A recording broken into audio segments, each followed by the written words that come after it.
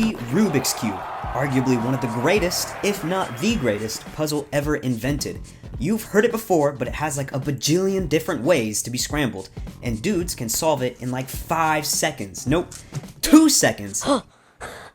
What? I first started solving the Rubik's Cube with this. It's a really old version. The yellow and white aren't even on opposite sides, and it's so hard to move. It initially took me about an hour to learn to solve, then 10 minutes when I had it memorized, then down to 5 minutes. I thought I was really good until I saw... So I started practicing. I got a new cube and began to practice everywhere. At school, in the car, in bed, everywhere I would go, I would have a Rubik's Cube on hand. I eventually got my time down to an average of 45 seconds, and then I never touched the cube again. That is until yesterday when I picked it up, and now I can be the Speedcuber I was always meant to be. For the sake of the video, I created levels, and it starts with beginner speedcubing. That's around 20 seconds, and then amateur speedcubing at 15 seconds, and then being a true speedcuber, which is the goal, at 10 seconds, and then a pro at sub 8.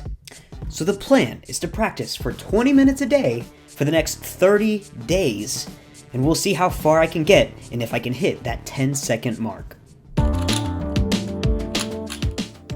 Looking back at that day one footage, I could tell that I really struggled. And even being back then, I wrote down in my notes that it was really difficult because I didn't know how to insert back here, so there was a lot of cube rotations. And that's something when relearning the Rubik's Cube, I had to understand that cube rotations aren't necessarily a good thing. And so I had to learn how to solve pairs like this and insert it in the back. And so it would look something a little like this, and then it would insert right there. I also had to learn how to insert different F2L pairs. Like this one right here, it would be a simple algorithm just like that, and then I can insert it any way that I want. So the big things that I learned that week was having to insert in the back and also learning different algorithms to put in these F2L pairs.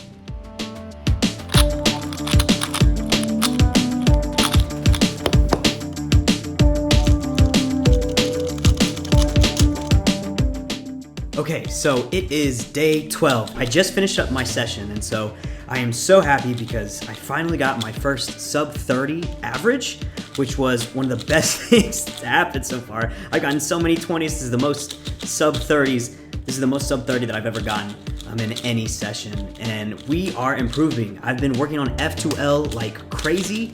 I think I'm at around 12 to 13 seconds. I'm aiming for sub 15 on my F2L, and I've been hitting that pretty well. So I'm super stoked about that, super happy. Things are looking up right now.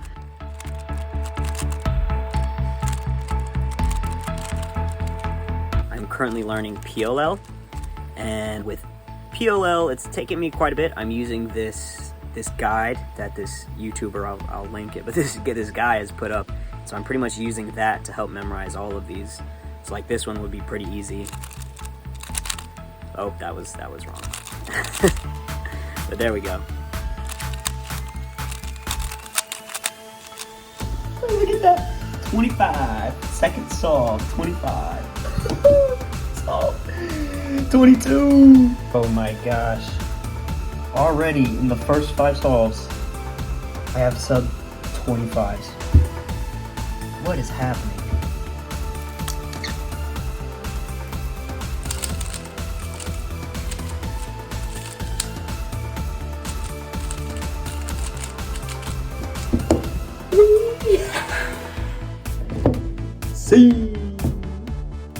It is nighttime. It's about 10 o'clock now, and I have been up for the past couple hours just playing with this Rubik's Cube.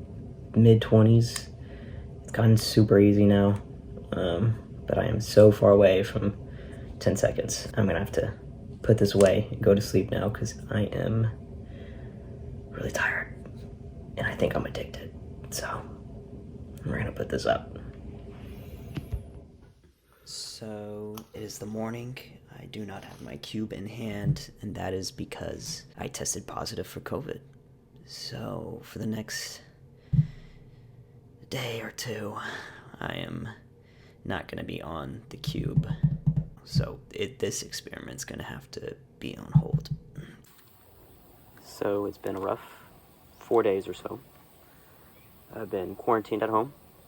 I haven't really touched the cube at all. I've had chills like all day for the past 3 days, and I really didn't want to do anything, so the experiment must go on. We'll see how COVID affects this. And we're back. Things really haven't changed too much, I'll be honest. My times have still stayed at around the mid 20 seconds, even lower actually. I'm at around 22 seconds now. Like, I don't know what happened, but for whatever reason, not being on the cube for like 4 days has helped me out a lot. It is day 30, and I have been on the cube for a while now, and I just finished my average of 5 session. I ended with an average of around 22 seconds. That is nowhere near that 10-second mark, but it is way better than my first average of 5. If I were to give some tips to my past self before starting this experiment, it would be to learn all of OLL and then to practice F2L like crazy. That made a large chunk of my averages. So with the experiment done, here is my first and last solve side by side. Try and figure out which one is which, but I'll finish the video with this. I just want to say I had such a fun time making this, and I am by no means done with cubing. It's my goal to hit an average of 10 seconds, and I'm going to do that. But the first step is breaking that 20-second barrier. So if you would like to join me on this journey, please follow and leave me a comment with some advice.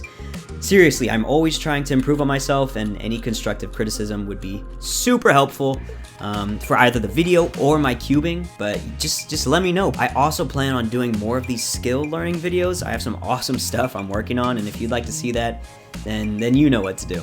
And with that, I'll leave you all with a quote from Thomas Edison. If we all did the things we are really capable of doing, we would literally astound ourselves.